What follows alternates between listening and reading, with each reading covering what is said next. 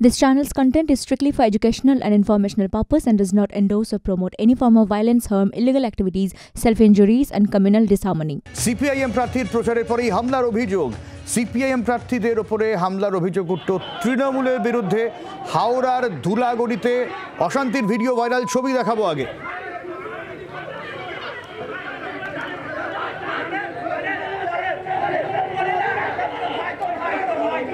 ঠিক কি ঘটনা জানাবে দেবব্রত রয়েছেন আমাদের সঙ্গে। দেবব্রত, দেখো, আজকে রবিবারের সকাল থেকেই বিভিন্ন জায়গাতে প্রচার করছিলেন প্রার্থীরা। তেমনি হাওড়া সাঁকরাইল বিধানসভা কেন্দ্র এলাকার ধুলাগড়িতে সিপিআইএম প্রার্থী হাওড়া সদরের সব্যসাচী চ্যাটার্জি তিনি প্রচার করছিলেন। সেখানে মিছিল করেন, জনসংযোগ করেন এবং সেই মিছিল প্রচার শেষ হবার পর যে অভিযোগ করছেন সব্যসাচী চ্যাটার্জি যে তার দলের কর্মী সমর্থকেরা যখন বাড়ি ফিরছিলেন তখনই সাঁকরাইলের বিহারীপাড়া বলে একটি জায়গা রয়েছে, সেখানে বেশ কিছু তৃণমূলের আশ্রিত দুষ্কৃতীরা বা তৃণমূল সমর্থকরা কর্মীরা তাদের উপর হামলা করে, তাদের কর্মীদের মারধর করে, পতাকা ছিঁড়ে দেয়, দলীয় পতাকা ছিঁড়ে দেয় এবং তারা আরো যেটা অভিযোগ করা হচ্ছে অর্থাৎ সিপিএম এর পক্ষ থেকে যে কোনোভাবেই তাদেরকে প্রচার করতে দেওয়া হচ্ছে না, বাধা দেওয়া হচ্ছে, এমন অভিযোগ তারা করেন। এবং এই ঘটনার পর প্রার্থী সব্যসাচী চ্যাটার্জি তিনি কিন্তু নিজে আবার ঘটনাস্থলে যান এবং সেই ব্যাপারে সাঁকরাইল থানাতে যেমন অভিযোগ করা হচ্ছে, পাশাপাশি জেলা শাসকের কাছেও অভিযোগ করা হয়েছে বলে তিনি জানান।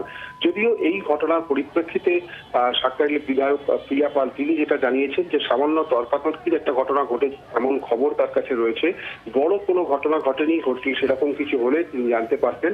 তবে পুলিশকে তিনি যথাযথ ব্যবস্থা নিয়েছেন এবং ঠিক কি বিষয়টি হয়েছে সে বিষয়ে নির্দিষ্টভাবে কি তথ্য কিছু দিতে চাননি।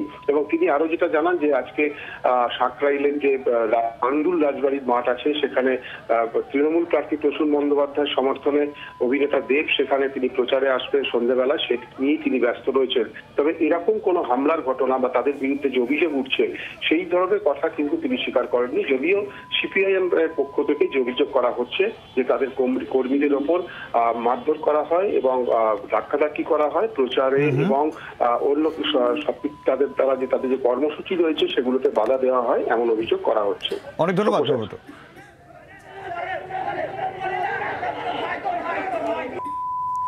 যে ছবি দেখছেন সিপিএম প্রার্থীর প্রচারের পরেই হামলার অভিযোগ উঠেছে তৃণমূল কংগ্রেসের বিরুদ্ধে। হাওড়ার ধুলাগড়ির এই অশান্তির ছবি, তৃণমূল কংগ্রেস অভিযোগ অস্বীকার করেছে।